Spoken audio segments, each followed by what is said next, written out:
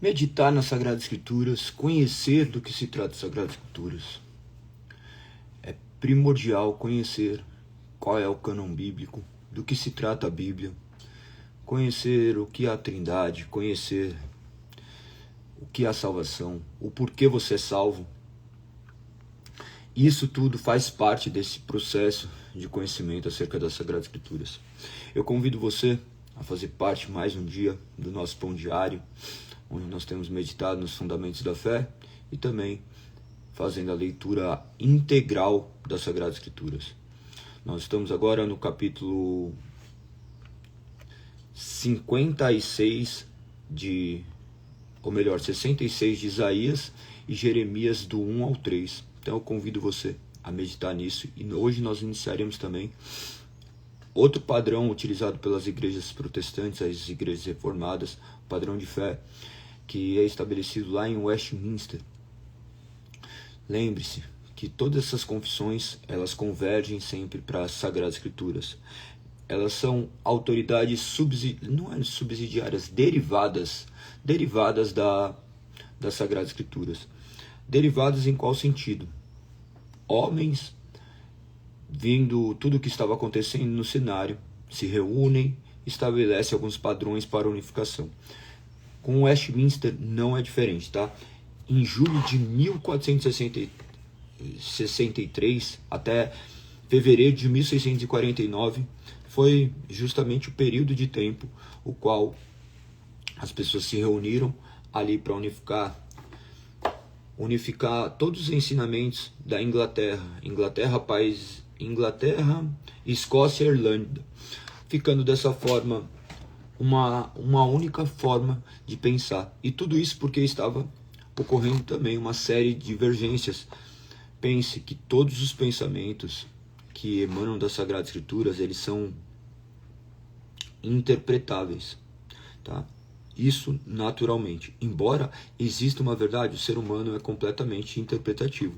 Nós vamos utilizar uma palavra, qualquer pessoa vai interpretar segundo determinado ponto de vista. Algumas, obviamente, vão ter interpretações similares, outras naturalmente não. Então, nós temos que extrair o máximo das Sagradas Escrituras para observarmos o que de fato ela quer dizer, para que possa ocorrer unidade de pensamento. E claro que esse ponto de vista do qual é defendido acerca da Confissão de Fé de Westminster emana única e exclusivamente das Sagradas Escrituras e é uma interpretação válida que persistiu durante muito tempo, ou persiste durante muito tempo.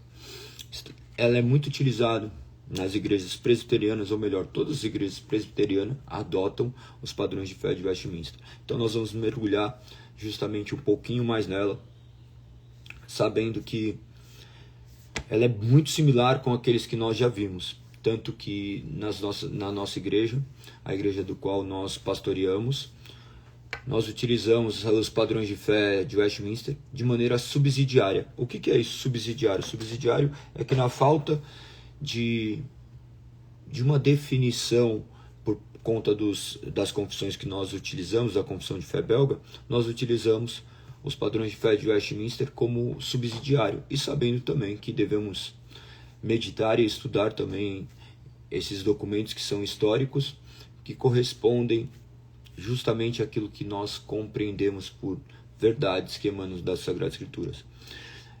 Pessoas questionam muito acerca disso, tá? Fala assim, mas como se a Bíblia é a única regra de fé e prática? Perfeito, mas o que é a Bíblia? Onde define o que é a Bíblia? Existe a Bíblia protestante, existe a Bíblia católica. Quais são os cânones verdadeiros? Observe que é muito problemático todas essas questões.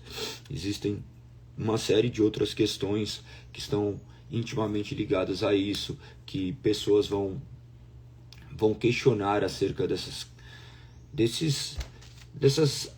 aparentemente divergências. Então é muito interessante mergulhar um pouquinho mais, porque se alguma pessoa vier conversar com você, você vai ter respaldo justamente para apontar para as Sagradas Escrituras. A fé parte de um pressuposto óbvio que individual, tanto que outras pessoas chamam de fé aquilo que nós não consideramos fé. Uma pessoa que deposita sua o que chamamos de fé em outros deuses não é uma fé verdadeira, mesmo porque a fé é um dom de Deus para nós.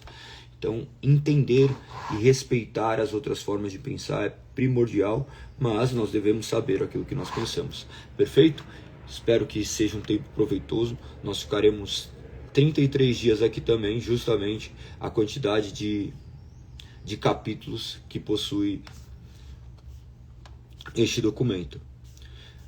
Lembrando que esse documento não emana de uma única pessoa. Esse documento partiu da reunião de uma série de eruditos, onde eles estavam ali justamente redigindo um documento que tomaria aí forma cada vez mais concisa e objetiva, de maneira que persistisse ao longo do tempo. A intenção era essa unificação de pensamento.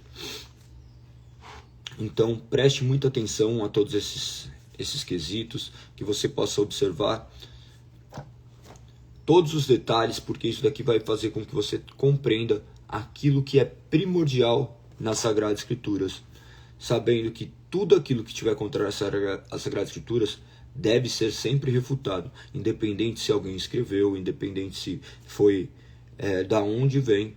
A única regra de fé e prática sempre emana das Sagradas Escrituras. Contudo, isso daqui vai te direcionar de maneira bem objetiva naquilo que nós escolhemos crer. Muitas pessoas começam a falar: ah, não, mas eu só acredito na Bíblia. Perfeito, então como que você entende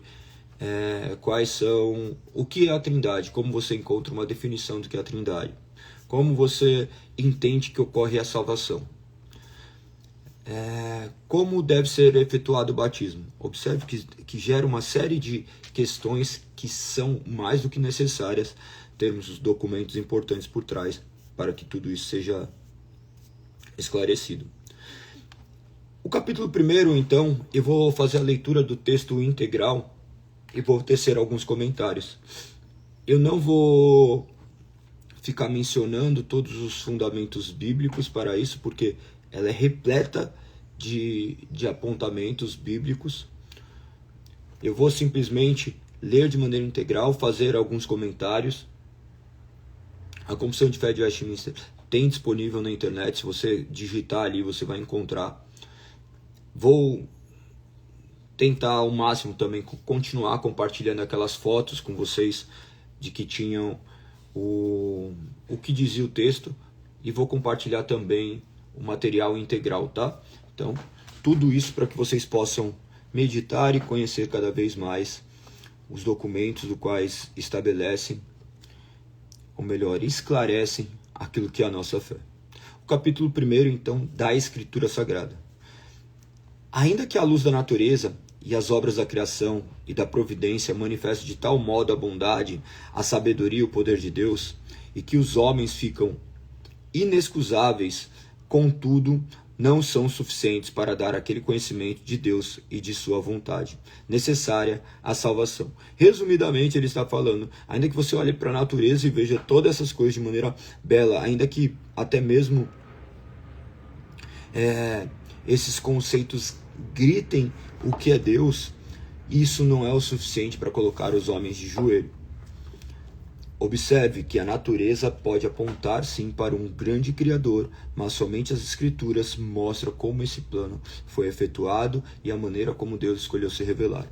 Então continua dizendo: por isso foi o Senhor servido em diversos tempos e de diferentes modos revelar-se e declarar à sua igreja aquela sua vontade, e depois, para a melhor preservação e propagação da verdade, para o mais seguro estabelecimento e conforto da igreja contra a corrupção da carne e a malícia de Satanás e do mundo, foi igualmente servido para fazê-la escrever toda. Ou seja, de maneira a preservação e propagação da verdade, aprove Deus deixar uma palavra que direcionasse. Observe que todas as crenças reivindicam esse poder de conectar-se com Deus, de Deus se manifestar no meio deles. Todas as crenças fazem isso, tá? Independente da crença que você creia, sempre ela gira em torno do mesmo círculo. Vai ter Deus, vai ter os sacerdotes, o templo e uma reunião. E você vai ver que muitos elementos são comuns a todas as crenças. Você vai observar que existe sempre músicas. Não, eu estou tentando lembrar se tem alguma religião que não faz uso desses efeitos sonoros. Eu não estou me recordando de nenhuma. Todas utilizam também músicas, porque a música sempre foi utilizada da mesma forma. Não é diferente dentro da fé protestante. Só que a fé protestante, o grande diferencial é justamente de ter uma palavra que emana diretamente de Deus. Algumas pessoas também vão poder refutar, mas por que você acredita que é Deus? Aí vamos utilizar uma série de argumentos que estão justamente baseados não somente no que as Sagradas Escrituras dizem, mas dos fatos históricos que corroboram para essa linha de pensamento, para que de fato sejamos crentes que emana diretamente de Deus. Mas lembre-se, tudo parte de um pressuposto de fé, de acreditar, de maneira que esse convencimento não se dá meramente a uma intelectualidade. As pessoas não são convencidas a crer em Deus porque olharam o mundo, olharam simplesmente as Sagradas Escrituras. Porque senão, imagina quantas pessoas seriam convertidas. Elas são convertidas justamente porque o Espírito Santo as convence dessa grande salvação que ocorre por intermédio de Cristo Jesus. Deus habitando a esfera humana, se fazendo carne, morrendo pelos nossos pecados, para que pudéssemos ser salvos. Então as Sagradas Escrituras vai apontar justamente para o nosso pecado, vai apontar que nós necessitaríamos de um grande Salvador e pudéssemos encontrar essa salvação somente em Cristo. Basicamente está dizendo isso. Ela coloca aqui, você vai ver mais uma vez todos aqueles 3 pontos que eu sempre menciono. A corrupção da carne, a malícia de Satanás e do mundo. Os 3 grandes inimigos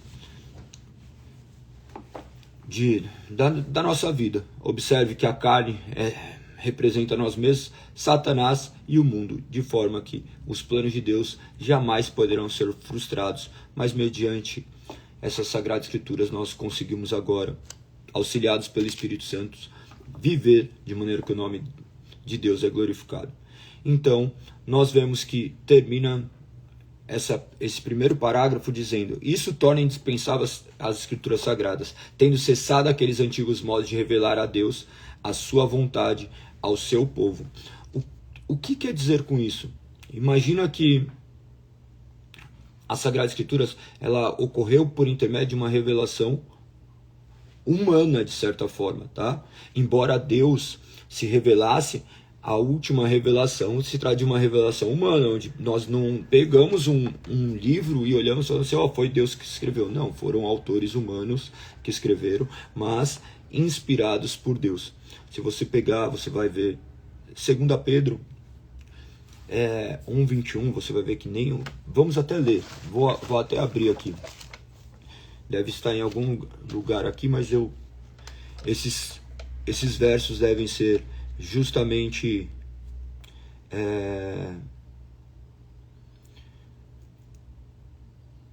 decorados para que vocês consigam cada vez mais compreender do que se trata.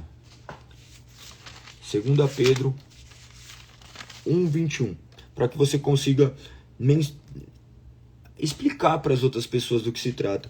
Você mostrando na Sagrada Escritura, tudo vai ficar muito mais fácil. Olha o que diz 2 Pedro 1:21. Vamos ver o 20 antes, 20 e o 21. Acima de tudo, saibam que nenhuma profecia nas Escrituras surgiu do entendimento do próprio profeta, e nem de iniciativa humana. Esses homens foram impulsionados pelo Espírito Santo e falaram da parte de Deus. Então, sempre que você for mencionar acerca das Sagradas Escrituras, tenha em mente esse verso, tá? E também tem 2 Timóteo 3, 15 e 16. Também vamos ler 2 Timóteo 3, 15 e 16. 2 Timóteo 3, 15 e 16 que diz, ou melhor, é 16, né? Mas o 15 também é muito fundamental, porque diz: desde a infância lhe foram ensinadas as Sagradas Escrituras, que lhe deram sabedoria para receber a salvação que vem pela fé em Cristo Jesus. Justamente o que nós estamos falando. Agora no 16, que diz: toda a Escritura é inspirada por Deus e útil para nos ensinar o que é certo e para nos fazer perceber o que não está em ordem em nossa vida.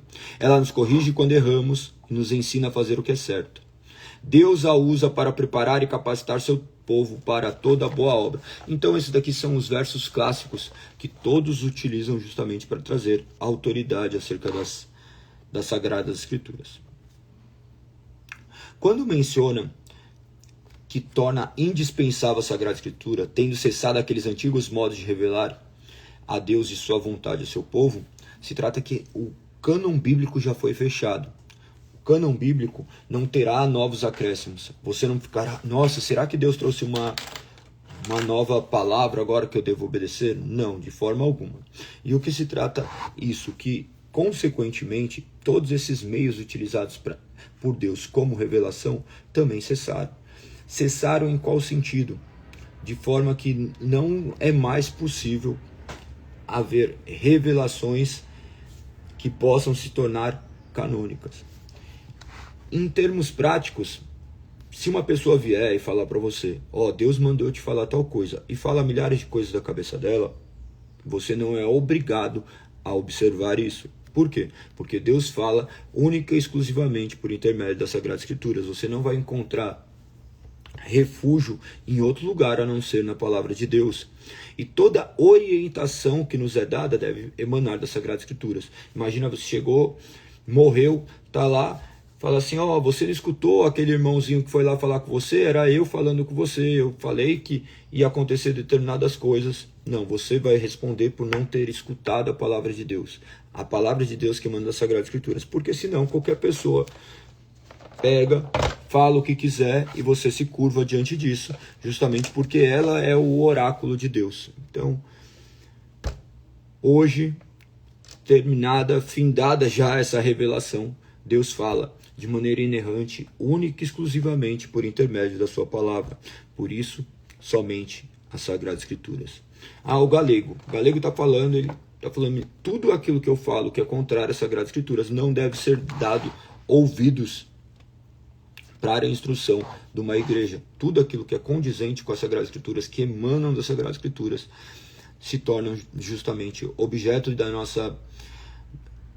nossa meditação, para que possamos compreender cada vez mais como viver de maneira que glorifique o nome de Deus. Perfeito? Estão entendendo?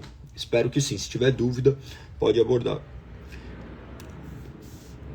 O segundo parágrafo diz: sob o nome da Escritura Sagrada ou Palavra Escrita, inclui todos os livros do Antigo e Novo Testamento, que são os seguintes: todos por inspiração de Deus para serem regra de fé e de prática.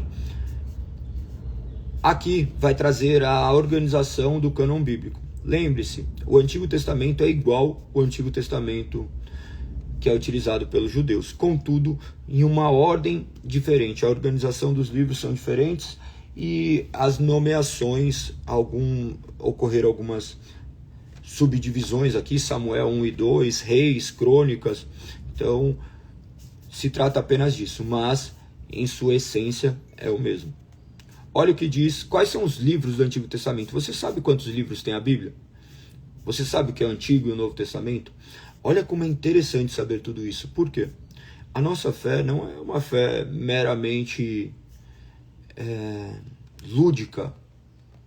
Ela é baseada justamente em um documento que nós cremos que é inspirado por Deus, que foi nos dado por intermédio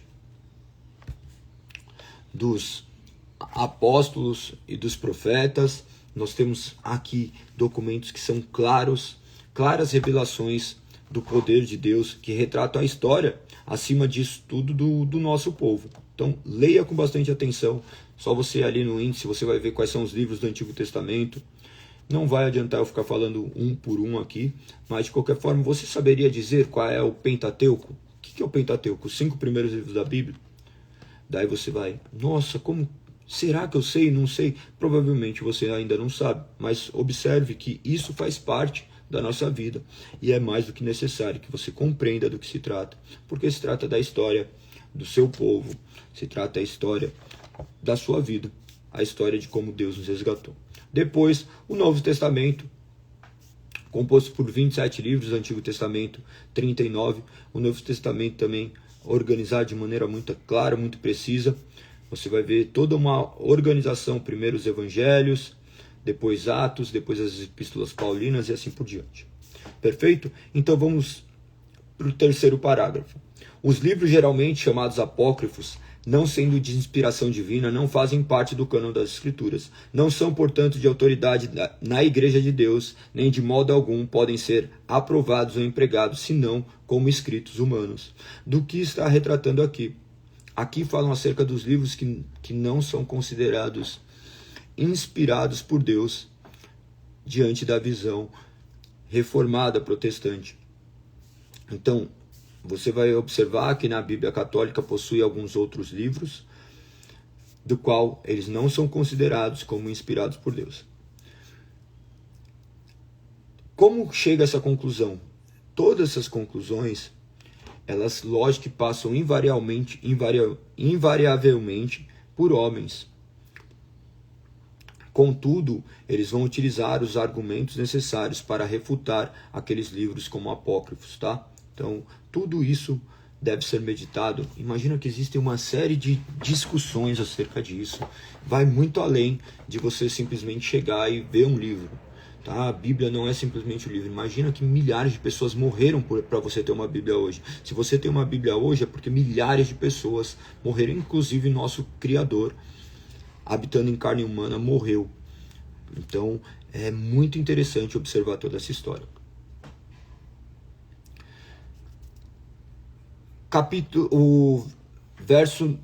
Parágrafo de número 4. Autoridade da Escritura Sagrada. Razão pela qual deve ser crida e obedecida. Não depende do testemunho de qualquer homem ou igreja, mas depende somente de Deus. A mesma verdade que é o autor tem, portanto, de ser recebida porque é a palavra de Deus. Então, nós vemos aqui muito claro que o texto diz. Isso daqui depende única e exclusivamente de Deus. Quem aplica a palavra ao coração humano? Somente o Espírito Santo. Você não tem capacidade de convencer alguém. O que nós fazemos é simplesmente falar acerca dessa palavra e ter a firme convicção de que o Espírito Santo há de levar essa palavra até o coração. Se você é cristão, você tem por obrigação. O cristão não gosta de ouvir essa palavra, né? Mas nós somos obrigados. Observe que sempre foi assim. Deus ordenava e o homem deveria cumprir. Nós vamos ver, por intermédio das Sagradas Escrituras que nós já estamos lendo, o homem sempre andando em desobediência. Não, deixa, Deus sabe o que está fazendo. Não, você também deve saber o que você está fazendo, porque tem uma palavra que direciona a forma como você deve viver. O parágrafo de número 5. Já estamos quase acabando, tá? Pelo testemunho da igreja, podemos ser movidos e incitados a um alto e reverente apreço pela Escritura Sagrada, a supremacia excelente do seu conteúdo, a eficácia da sua doutrina, a majestade do seu estilo, a harmonia de todas as suas partes e o escopo do seu todo, que é dar toda glória a Deus. A plena revelação que faz do único meio de salvar-se o homem, as suas muitas outras excelências incomparáveis e completa perfeição são argumentos pelas quais abundantemente se evidencia ser ela a palavra de Deus. Contudo, a nossa plena persuasão, a certeza da sua infalível verdade e divina autoridade provém da operação interior do Espírito Santo, que pela palavra e com a palavra testifica ao nosso coração.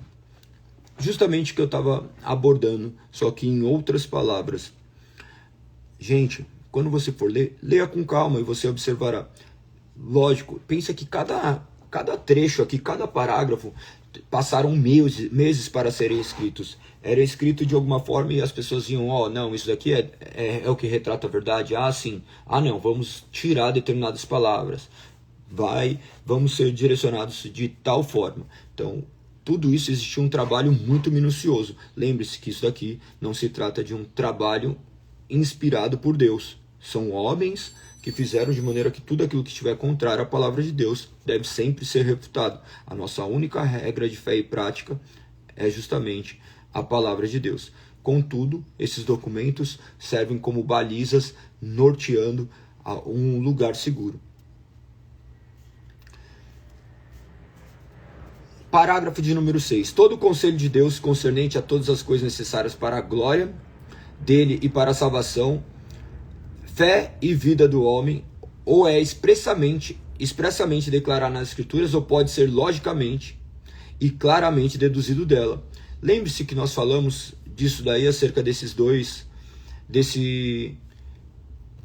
verso que eu mencionei de 2 Timóteo 3, 15 e 17. Continua dizendo: a Escritura nada se acrescentará em tempo algum, nem por novas revelações do Espírito, nem por tradições dos homens. Reconhecemos, entretanto, ser necessária a íntima iluminação do Espírito de Deus para a salvadora compreensão das coisas reveladas pela palavra. É que há algumas circunstâncias quanto ao culto de Deus e ao governo da igreja comuns às ações das sociedades humanas, as quais têm de ser ordenadas pela luz da natureza, pela prudência cristã, segundo as regras da palavra, que sempre devem ser observadas. Um ponto muito importante nesse parágrafo é: a Escritura nada se acrescentará em tempo algum, nem por novas revelações do Espírito, nem por tradições dos homens. Reconhecemos, entretanto, ser necessária a íntima iluminação do Espírito Santo para a salvadora compreensão das coisas reveladas da palavra. Lembre-se, não é porque tal igreja faz que é certo. O que emana das Sagradas Escrituras é o que é certo. Muitas questões que as pessoas contrariam, as pessoas olham e veem a igreja romana como muitas coisas completamente erradas. Por exemplo, nós usamos o nome catecismo. Catecismo significa ensino, mas tem pessoas que ouvem essa palavra e falam: não, isso daí é católico. Não se trata de católico, mesmo porque católico significa universal. Católico significa universal, catecismo significa ensino. Então, é bom termos conhecimento para quebrarmos certos paradigmas, tá? Vamos para o parágrafo de número 7. Na Escritura, não são todas as coisas igualmente claras em si, nem do mesmo modo evidentes a todos. Contudo, as coisas que precisam ser obedecidas, cridas e observadas para a salvação, em um ou outro passo da Escritura, são tão claramente expostas e aplicadas, que não só os doutos, mas ainda os indoutos, no devido uso dos meios ordinários, podem alcançar uma suficiente compreensão delas. Do que se trata isso? Está falando que uma pessoa erudita, uma pessoa que não tem estudo, lendo as Sagradas Escrituras, claro que pressupõe também uma pessoa que lê, mesmo se ela não fosse versada, alfabetizada, o simples fato de proferir a palavra de Deus seria o suficiente para convencimento do que é Deus. Então, e ele se convenceria dessas verdades que são explicadas por intermédio das Sagradas Escrituras.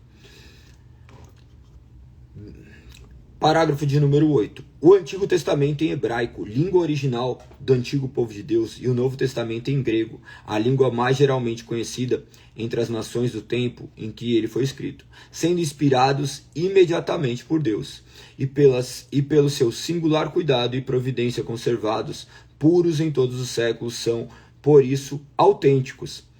E sim, em todas as controvérsias religiosas, a igreja deve apelar para eles, como para um supremo tribunal. Mas não sendo essa língua conhecidas por todo o povo de Deus, que tem direito às Escrituras e interesse por elas, e que deve, no temor de Deus, lê-las, estudá-las, esses livros têm de ser traduzidos nas línguas vulgares de todas as nações aonde chegarem, a fim de que a palavra de Deus, permanecendo nela abundantemente, possibilite que as pessoas adorem a Deus de modo aceitável e possuam a esperança pela paciência e pelo conforto das Escrituras. As Bíblias são traduzidas nos vernáculos locais, nas línguas locais. Você vê milhares de traduções. Existem ainda uma série de idiomas que ainda não foram traduzidos, mas tudo isso serve para a edificação do povo de Deus. E as traduções devem justamente também retratar o que os manuscritos originais diziam. Então preste muita atenção quanto à tradução. Nós estamos vivendo num tempo onde as coisas estão ficando cada vez mais relativizadas. Medite cada vez mais nas Sagradas Escrituras, conheça as Sagradas Escrituras, porque é uma obrigação sua como cristão. Parágrafo de número 9. A regra infalível de interpretação da Escritura é a mesma Escritura. Portanto, quando houver questão sobre o verdadeiro e pleno sentido de qualquer texto das Escrituras, sentido que não é múltiplo, mas único, esse texto pode ser estudado e compreendido por outros textos que falem mais claramente. Eu abordei isso daqui, acho que ontem. Falei justamente isso, que os textos mais difíceis são interpretados pelos textos mais fáceis que abordam determinados assuntos. Essa é a regra infalível de interpretação da Escritura. Não é o que você acha, não é o que eu acho, mas o que emana das Sagradas Escrituras. Galego, como eu vou ser convencido disso? Somente o Espírito Santo. Eu não estou aqui para te convencer, eu estou aqui simplesmente para proclamar essa palavra e estou trazendo agora os fatos históricos do quais já ocorreram e ainda continuam a ecoar e continuarão a ecoar justamente porque nós cremos que se trata também de uma fidelidade para com a palavra de Deus. Toda verdade sempre será a verdade de Deus. O último parágrafo: o juiz supremo pela qual todas as controvérsias religiosas têm de ser determinados e por quem serão examinados todos os decretos de concílios, todas as opiniões dos antigos escritores, todas as doutrinas de homens e opiniões particulares, o juiz supremo, em cuja sentença nos devemos firmar, não pode ser outro senão o Espírito Santo falando na Escritura. Observe que nós dependemos única e exclusivamente do Espírito Santo. Todas as opiniões, todas as doutrinas, nada sobreporá o Espírito Santo que fala por intermédio das Escrituras. Por isso que nós temos completo apreço às Sagradas Escrituras, nós não dependemos de novas revelações, nós dependemos de novos profetas, nós dependemos única e exclusivamente dessa palavra ser pregada, para que possamos compreender do que diz as Sagradas Escrituras, qual é a vontade de Deus para a nossa vida, mediante a iluminação do Santo Espírito. Este é um ponto maçante. Observe que vocês podem comparar depois com a Confissão Belga, você vai ver que a Confissão Belga ela é escrita de maneira um pouco mais objetiva, de maneira mais pastoral. Do que se trata isso? De maneira mais aplicável ao nosso cotidiano aqui, ele resume em um pouco mais de palavras, aprofundando um pouco mais, é uma leitura um pouco mais difícil. Isso aqui é muito indicado para os ministros, para que eles possam depois instruir o povo leigo. O que é o povo leigo? O povo que ainda não é versado completamente nas Sagradas Escrituras. E completamente ninguém nunca vai ser. Mas a intenção é justamente traduzir e explicar de maneira que as pessoas possam compreender qual é a boa vontade de Deus manifesta nas Sagradas Escrituras. Contudo, ainda que existam pessoas explicando, você não pode se eximir da sua responsabilidade de meditar e compreender o que ela diz, sabendo que o Espírito Santo habita no seu coração e faz com que você possa, dessa forma, compreender. Perfeito? Então esse foi o primeiro capítulo. Amanhã nós abordaremos o segundo capítulo, que é Deus e a Santíssima Trindade. Maravilhoso, tenho certeza que será muito edificante para nós esse momento. Perfeito? Então vamos para o último capítulo de Isaías, capítulo 66. Começa no primeiro verso dizendo: o céu é meu trono, a terra é o suporte de meus pés. Acaso construíram para mim um templo assim tão bom? Que lugar de descanso poderia me fazer? Minhas mãos criaram os céus e a terra.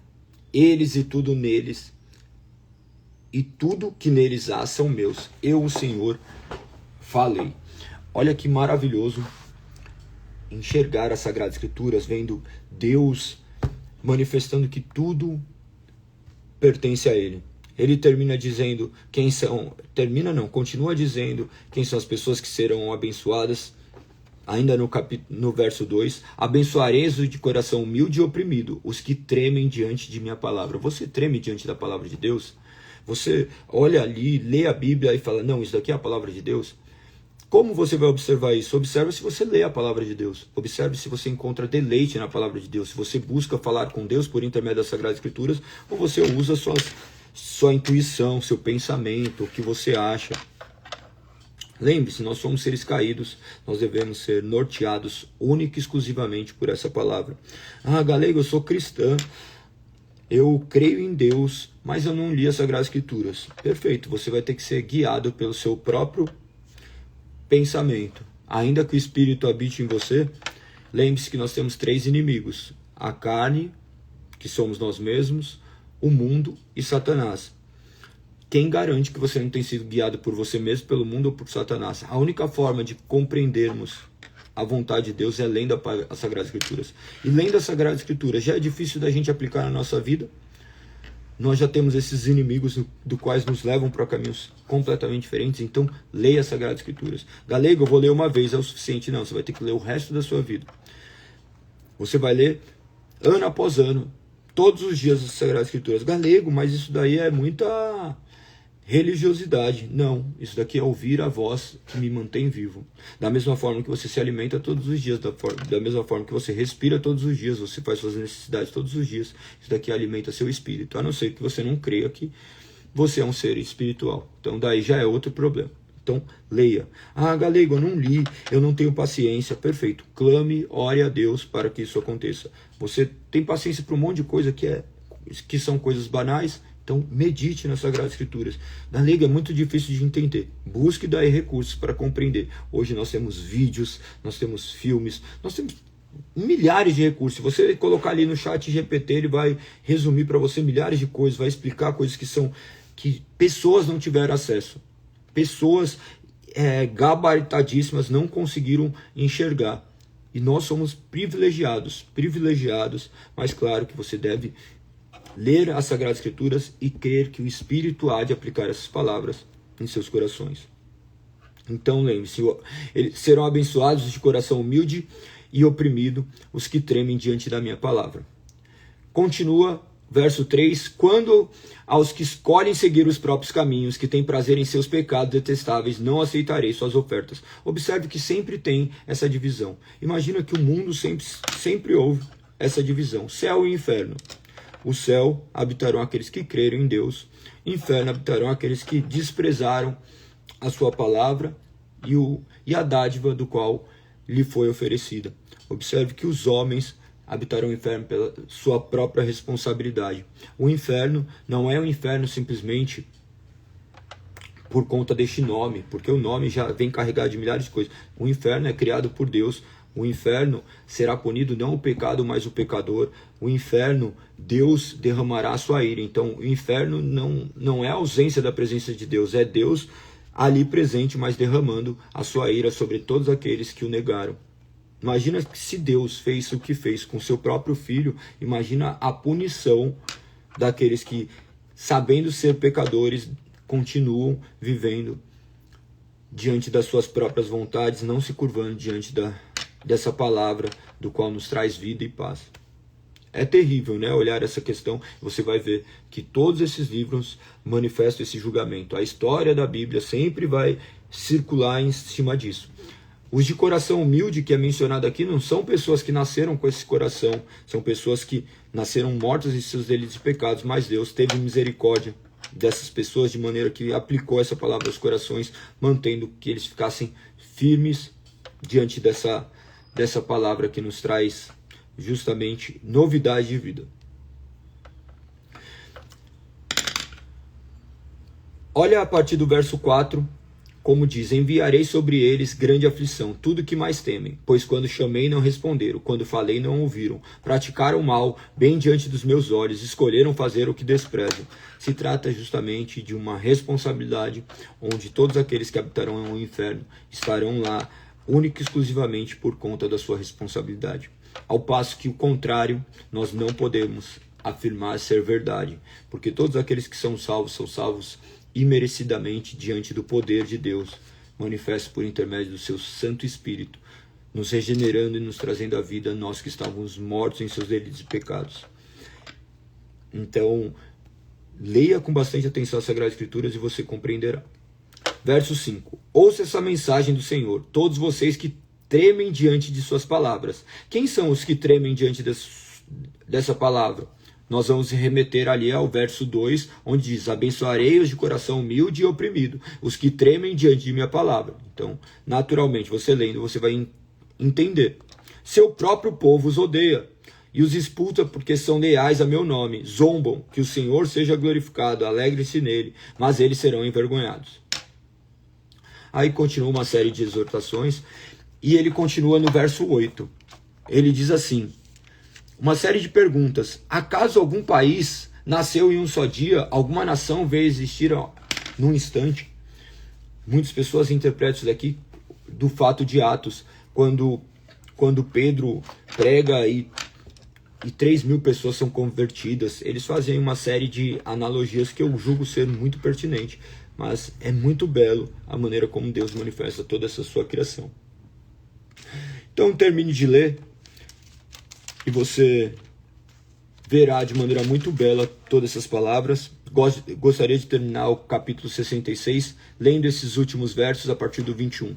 Eu nomearei alguns deles para serem meus sacerdotes e levitas. Eu, Senhor, falei, tão certo como meus novos céus e minha nova terra permanecerão, vocês sempre serão meu povo, com um nome que jamais desaparecerá, diz o Senhor. Toda a humanidade virá me adorar, uma semana após a outra, um mês após o outro. Quando saírem, verão os cadáveres dos que se rebelaram contra mim, pois os vermes que os devoram nunca morrerão, e o fogo que os queima nunca se apagará.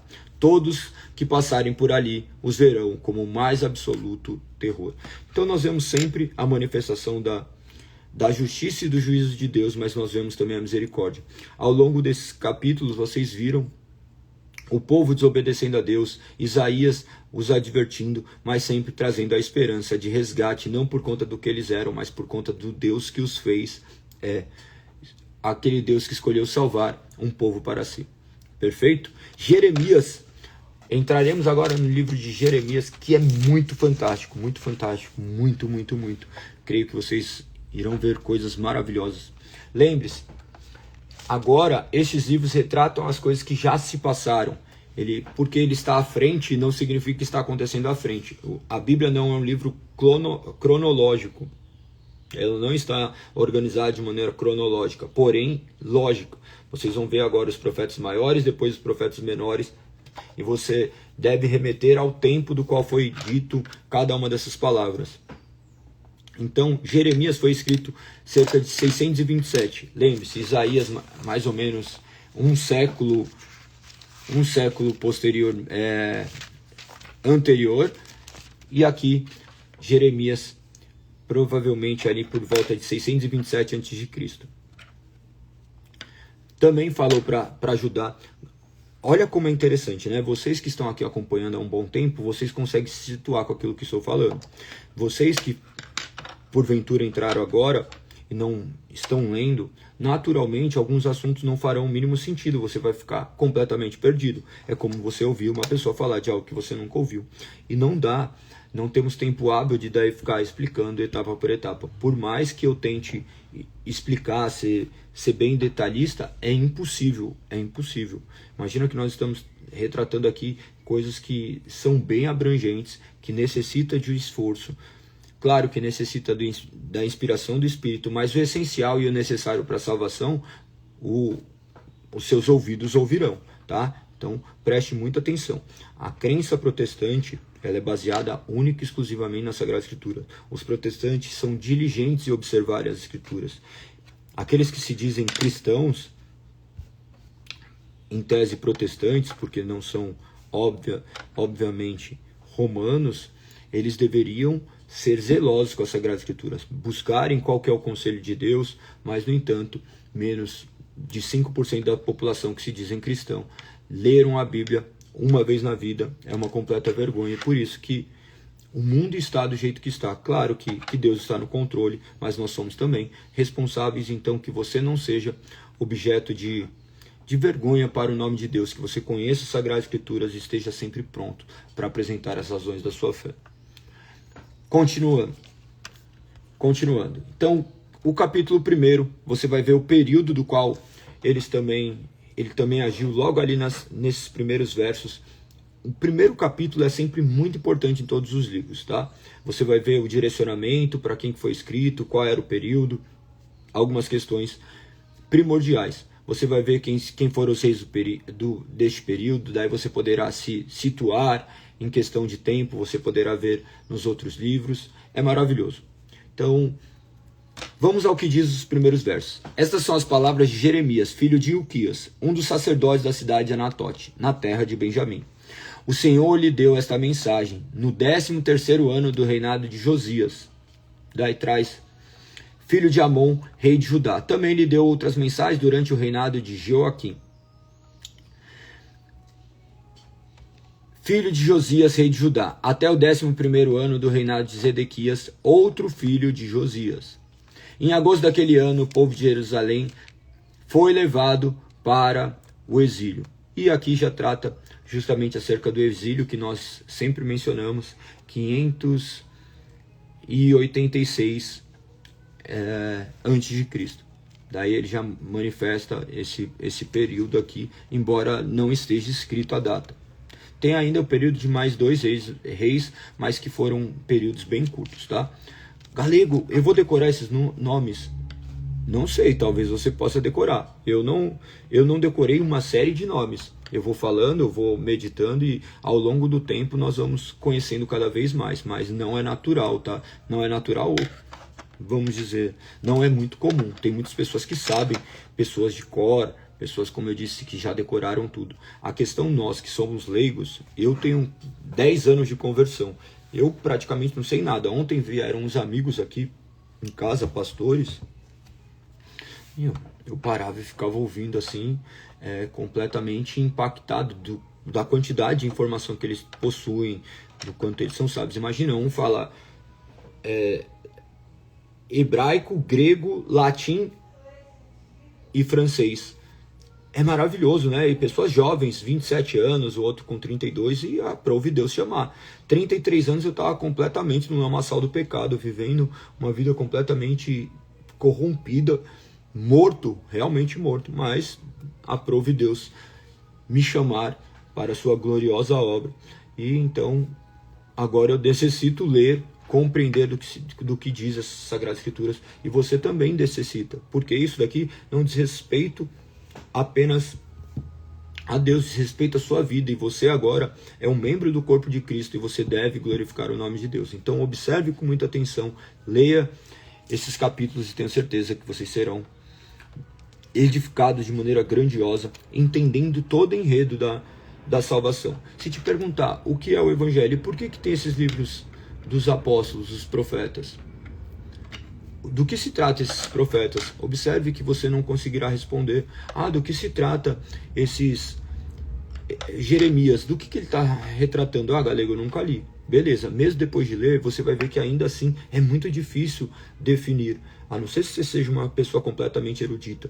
Eu li a Bíblia mais de dezenas de vezes e quando eu começo a olhar assim, eu falo assim, agora eu estou entendendo. Daí passa um ano, eu vou ler. Quando eu começo outra leitura, eu falo assim, nossa, eu nem tinha entendido isso. Então, não se frustre, gente, que Deus escolheu nos salvar, Deus escolheu nos alcançar. Você deve crer que Deus enviou o seu Filho unigênito para salvar um povo completamente rebelde a Ele, que esses homens que estão aqui, eles estavam retratando acerca deste povo de Deus e que sempre vai apontar para um povo que sempre fugiu de Deus. Então vamos para o que diz o verso 4. O Senhor me deu esta mensagem. Eu o conheci antes de formá-lo no ventre de sua mãe. Antes de você nascer, eu o separei e o nomeei para ser meu profeta às nações. Maravilhoso. Imagina que Deus o escolheu antes dele nascer. Ele já havia sido separado. O que é isso? É incompreensível para a nossa mente. Deus já te escolheu antes de você nascer. Antes de você nascer, Deus já sabia. E Ele justamente te preparou. Te preparou para também glorificar o nome dele, para que você possa levar a palavra dele. Aqui, claro, como profeta, esses títulos nós não cremos que retratam hoje em dia, não fazem parte hoje em dia, justamente porque esses profetas tiveram essa inspiração divina. Hoje nós não vemos pessoas inspiradas a falarem da parte de Deus como autoritativas. O que eles falavam, aconteciam. Galego, mas tal pessoa falou isso e aquilo. Você vai em um centro espírita, você vai ver pessoas que falam coisas que acontecem. Você vai em qualquer outra crença, você vai ver pessoas que falam coisas que acontecem. Então, você vai ler horóscopo, aparece coisas que acontecem. Então, observe que a crença protestante justamente se volta única e exclusivamente para o que as Sagradas Escrituras dizem, e ali é o suficiente. Continua o verso 6. Então eu disse, ó soberano Senhor, não sou capaz de falar em teu nome, sou jovem demais para isso. O Senhor respondeu, não diga sou jovem demais, pois você irá aonde eu enviar e dirá o que eu lhe ordenar. E não tenha medo do povo, pois estarei com você e o protegerei. Eu, o Senhor, falei.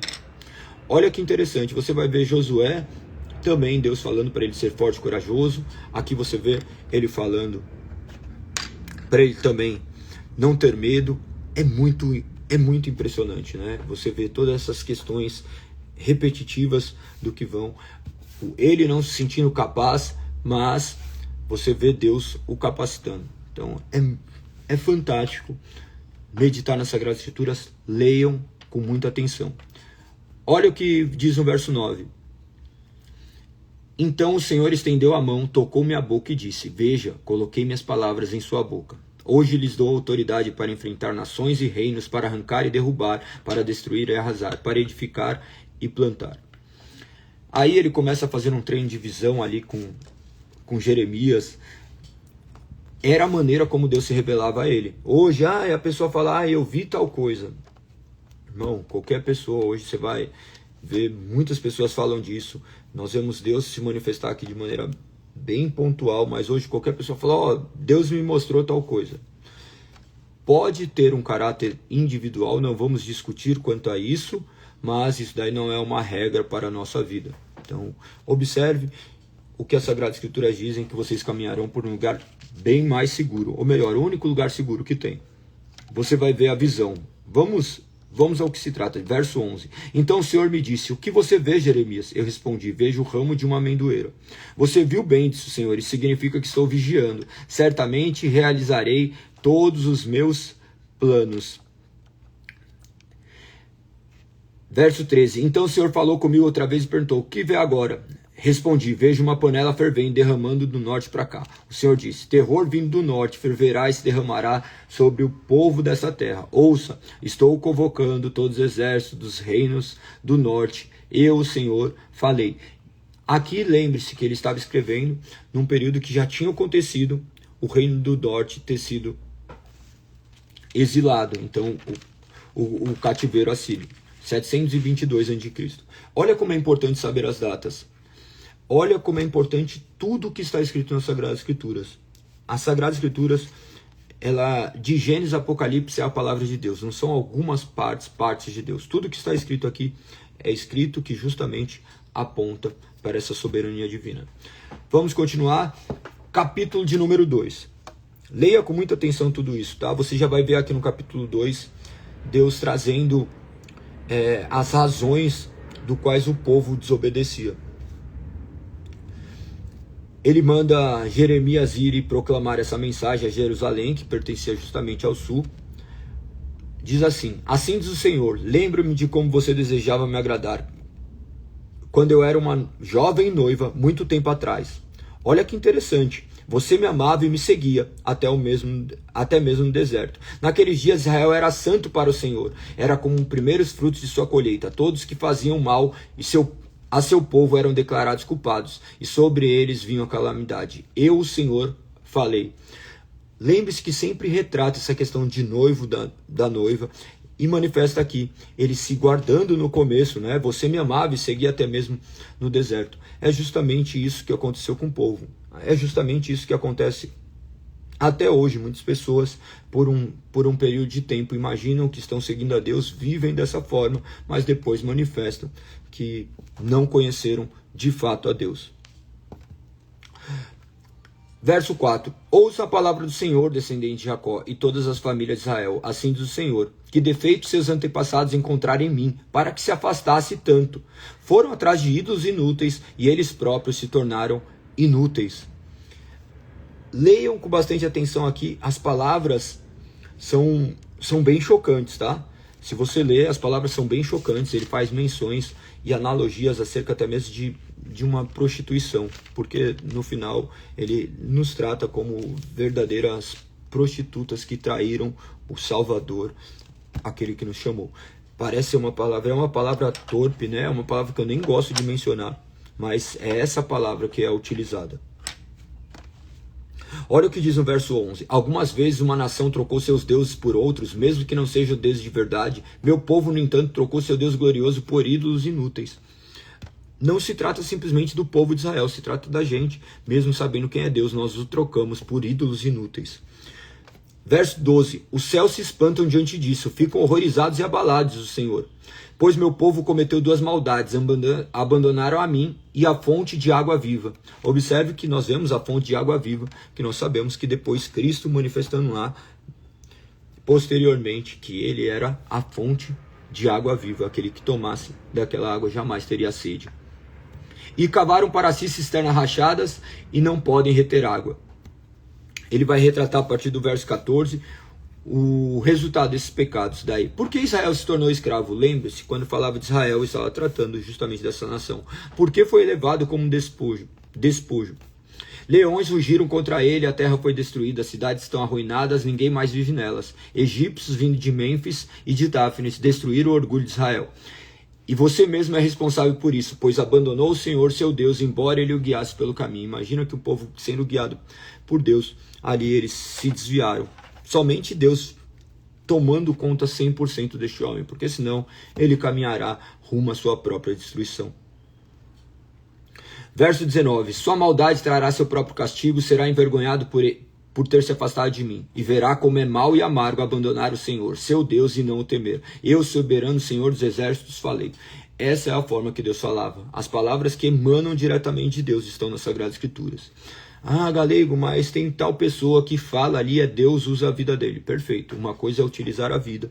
Você pode ver aqui e falar assim, nossa, Galego, Deus te usou. Perfeito. Usou por misericórdia dele, mas não tem uma voz no meu ouvido falando, Galego, fala desse jeito. Não aparece um raio na minha frente aqui, fala disso daqui. Não, estou lendo as Sagradas Escrituras e não creio na minha capacidade, muito menos de explicar, de argumentar, mas creio que essa palavra é suficiente para colocar seu coração em outro estágio. Aquele que era um coração de pedra é transformado num coração de carne. Aquele que não cria agora crê. Aquele que se achava autossuficiente agora se vê como dependente. Aquele que tinha arrogância de se julgar melhor agora vê que é um miserável pecador, que necessita deste grande Salvador, que só pode ser encontrado em Cristo Jesus. Então lembre que tudo isso estava apontando para a grande salvação em Cristo Jesus, onde todos se desviaram e Cristo é nosso resgate, o resgate de um povo para Deus. Vamos continuar, eu quero ler algumas partes que são bem polêmicas, então fique mais um pouquinho aí, tá? Olha o que diz, há muito tempo quebrei o jugo que oprimi e despedacei as correntes de sua escravidão. Ainda assim você disse, jamais o servirei. Nos altos dos montes e debaixo de toda árvore verdejante, você se prostituiu ao se curvar para ídolos. Olha o que está falando, que as pessoas que adoram outros deuses estão se prostituindo a ídolos, porque só há um Deus verdadeiro. Contudo, eu o plantei como videira de origem pura, da melhor qualidade. Como você se transformou em videira silvestre e degenerada, por mais sabão ou soda que use, não consegue se limpar, ainda vejo a mancha de sua culpa. Eu, Senhor soberano, falei. Verso 22. Por mais sabão ou soda que use, não consegue se limpar. Você não consegue se limpar sozinho. Você necessita se curvar diante de Cristo Jesus. Clame a Ele, fale para que Ele lhe salve, te liberte do poder do pecado. Creia que Ele é seu único e suficiente Salvador, o único que consegue te limpar. Do 23 em diante até o 37, você vai ver mais razões apontando a infidelidade. Olha a arrogância, o verso 23. Você diz, não tenho mancha nenhuma, não adorarei as imagens de Baal. Mas como pode dizer isso? Não adorei as imagens de Baal. Mas como pode dizer isso? Vá a qualquer vale da terra e veja como agiu. Reconheça o que fez. Olha que fantástico. Eu vejo essas coisas, eu fico aqui, quando estou lendo, eu começo, amor, olha como que está escrito. Embora eu já tenha lido uma série de vezes, sempre me espanta essas palavras. Você é como a fêmea do camelo, inquieta e desesperada para encontrar um macho. É como a jumenta selvagem que fareja o vento na época do acasalamento. Quem é capaz de conter seu desejo? Os que desejam não precisam procurá-la, pois você vai correndo até eles. Quando parará de correr? Quando deixará de ofegar por outros deuses? Mas você diz, não adianta falar comigo, estou apaixonada pelos deuses estrangeiros e irei atrás deles. Olha o povo de Deus, o que estava acontecendo. Verso 26. A nação de Israel é como um ladrão, que só fica envergonhada quando é pego em flagrante. Olha isso. É isso que acontece. Pensa que você, quando é pego cometendo algum pecado, aí você aparentemente se envergonha, mas por vezes você não se arrepende. Você sente vergonha da situação que você vive, mas você não se arrepende do mal que você fez, de ter ferido a Deus. Olha o que diz. O povo, seus reis, oficiais, sacerdotes e profetas são todos iguais. Ele coloca todos debaixo do mesmo julgamento. Dizem a um pedaço de madeira, você é meu pai. E a um bloco de pedra, você é minha mãe. Dão as costas para mim, mas em tempos de aflição clamam, vem nos salvar. Observe que eles transformam, criam um ídolo e depois pedem para que esse ídolo venha os salvar. Completa insensatez. Quantos de nós já adoramos ídolos? Eu mesmo adorei alguns outros ídolos. Eu cresci em um ambiente completamente diferente. E chegou um momento que eu olhava e agora tudo faz muito sentido lendo as Sagradas Escrituras. Verso 28. Por que não clamam aos deuses que vocês mesmos fizeram? Que eles os salvem quando vier a aflição, pois seus deuses são tão numerosos quanto a cidade de Judá. Por que me acusam de fazer o mal? Foram vocês que se rebelaram, diz o Senhor. Observe. Por que me acusam de fazer o mal? Foram vocês que se rebelaram, diz o Senhor. Muitas pessoas olham, Deus é mau, olha o que está acontecendo. Não, Deus deveria ter nos exterminado, mas Ele nos entregou a vida. Ele, se manifestasse somente a sua justiça, Ele teria exterminado o mundo inteiro e pronto, resetado. Ele não precisaria de ninguém, Ele não precisa de mim, não precisa de você. Ele não precisa de nada, mas Ele fez tudo isso para a glória do seu próprio nome. E Ele escolheu nos salvar, nos chamar de filhos. E nós ainda chegamos e falamos assim, mas por que tu fazes o mal? Me fala o que eu recebo que não é digno de ser recebido. E de coisas ruins, tá? Eu, pelos meus pecados, se Deus fosse retributivo, eu deveria morrer de milhares de coisas agora. Deveria falar que começar a sair vermes da minha boca. Deveria ser corrompido, deveria vir um fogo agora e me exterminar pelo que eu fui. Mas Deus é misericordioso e Ele escolhe não fazer isso. E eu não tenho o direito de falar que Deus é mau. Você vai olhar e falar assim, olha as crianças que estão ali, olha o que está acontecendo. Esse caos se dá justamente por causa do pecado. O mal disso tudo é o pecado. O pecado, lembre-se, que é a deturpação do que é bom. Porque Deus é bom e Ele fez tudo de maneira perfeita. Contudo, o homem deturpou e onde Ele colocou, assola a maldição. Mas onde Deus coloca as mãos, flui bênçãos. Então, ore ao Senhor para que Ele habite no seu coração, para que Ele te transforme, para que você não seja como esse povo. Observe que essas advertências não eram somente para eles, era para nós também.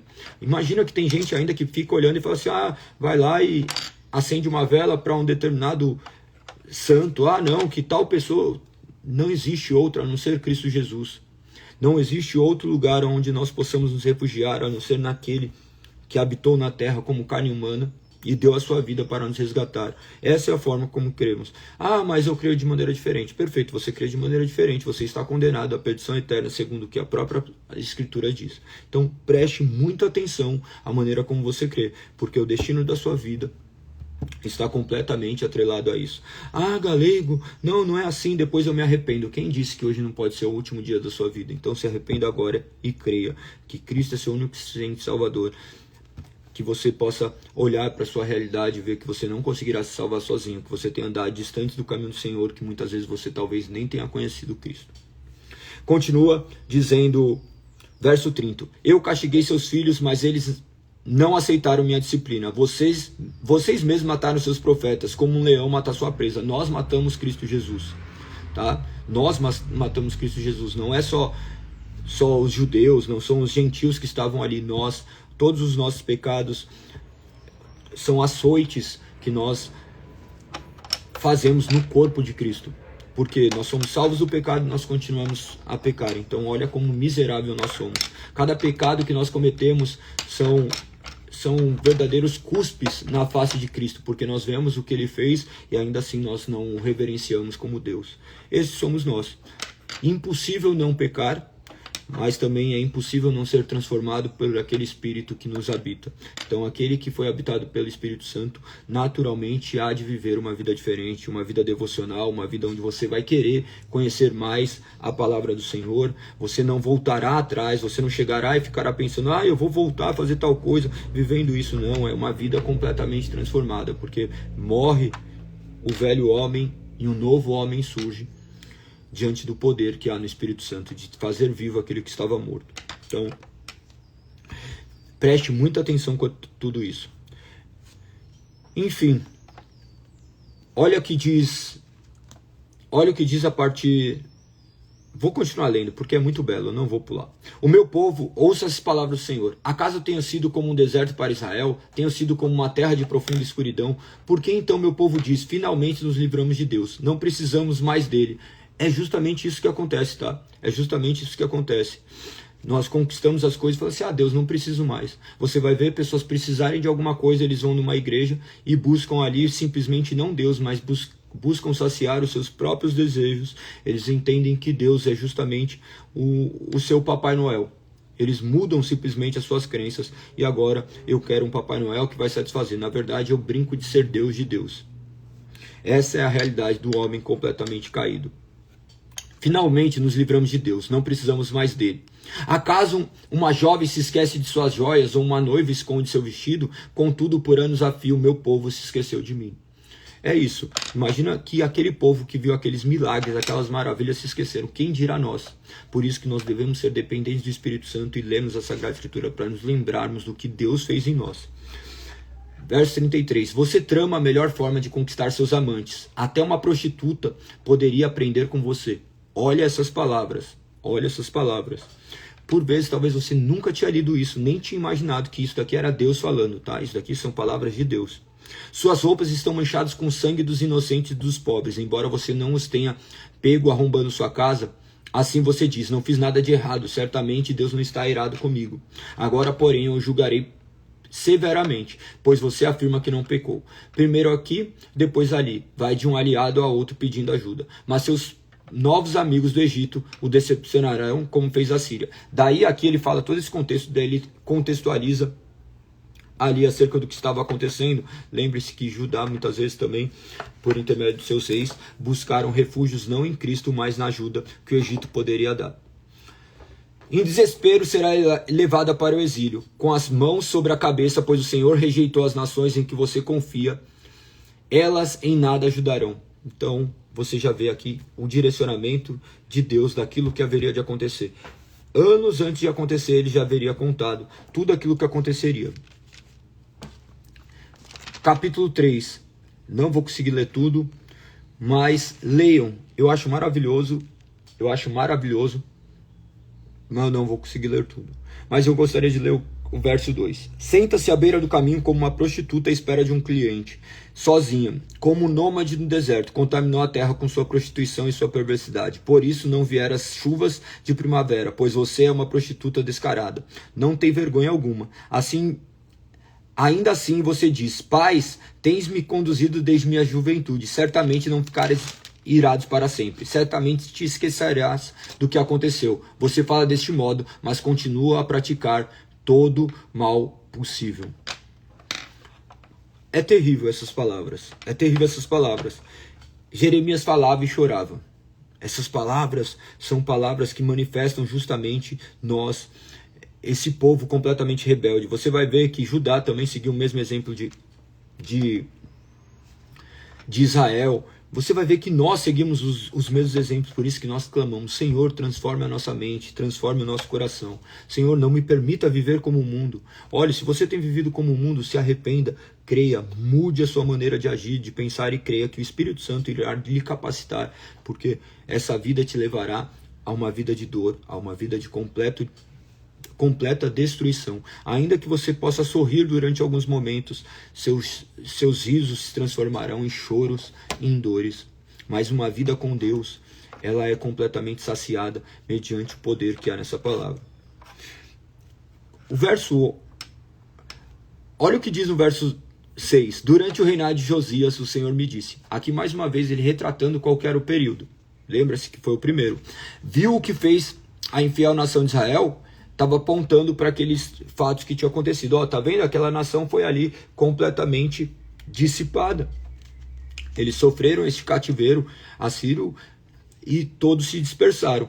Como esposa que comete adultério, Israel adorou outros deuses no alto dos montes e debaixo das árvores verdejantes. Verso 7. Pensei, depois de fazer tudo isso, ela voltará para mim. Mas não voltou. E Judá, sua irmã traiçoeira, viu isso. Ela viu que me divorciei da infiel Israel por causa de seu adultério. Mas Judá, irmã traiçoeira, não teve temor algum, também me deixou e se entregou à prostituição. A Israel não se preocupou nem um pouco em cometer adultério, ao adorar ídolos feitos de madeira e de pedra. Agora a terra está contaminada. Apesar de tudo isso, Judá, sua irmã traiçoeira, não voltou para mim com sinceridade, apenas fingiu estar arrependida. Eu, o Senhor, falei. É chocante, né? É chocante. Isso daqui está escrito na sua Bíblia. Abra e leia. Abra e leia, e que o Espírito o convença que nós somos esses também, que agimos, professamos falsos arrependimentos, fingimos arrependimentos, que Deus possa nos converter verdadeiramente, que não nos saciemos em vivermos um cristianismo superficial, mas que nossa vida seja completamente tomada por Ele, porque Ele é nosso Senhor, nosso Salvador e nosso resgatador. Verso 11, continua dizendo uma série de coisas. Ele diz aqui, ó,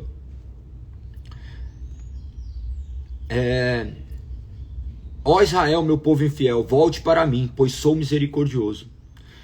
Não ficarei irado com você para sempre. Reconheça a sua culpa, admita que se rebelou contra o Senhor, seu Deus, e cometeu adultério contra ele, ao adorar ídolos debaixo de toda árvore verdejante. Confesse que não quis ouvir minha voz. Eu, o Senhor, falei.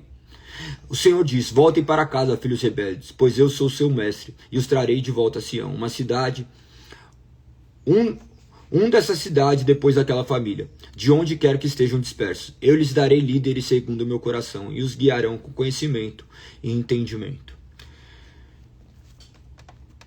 Enfim, ele continua no verso 22, meus filhos rebeldes, diz o Senhor, voltem para mim e eu curarei a rebeldia do seu coração. Sim, nós voltaremos, o povo responde, pois tu és o Senhor nosso Deus. Nossa idolatria nas colinas e as orgias religiosas nos montes não passam de ilusão. Somente no Senhor nosso Deus, Israel, encontrará salvação. Desde a juventude observamos nossos antepassados desperdiçarem com algo vergonhoso tudo que lhes trabalharam para ter, rebanhos, gados, filhos e filhas, que a vergonha nos sirva de cama e a desonra de cobertor, pois nós e nossos antepassados pecamos contra o Senhor nosso Deus. Desde a juventude até hoje nunca lhe obedecemos. Que o Senhor transforme nosso coração. Esses foram os 4 capítulos, mas que nós possamos nos voltar ao Senhor, sabendo que Ele é misericordioso e não ficará irado para sempre, porque nós nos arrependemos mediante o poder que há no Santo Espírito de habitar nosso coração e nos convencer do pecado, da justiça e do juízo.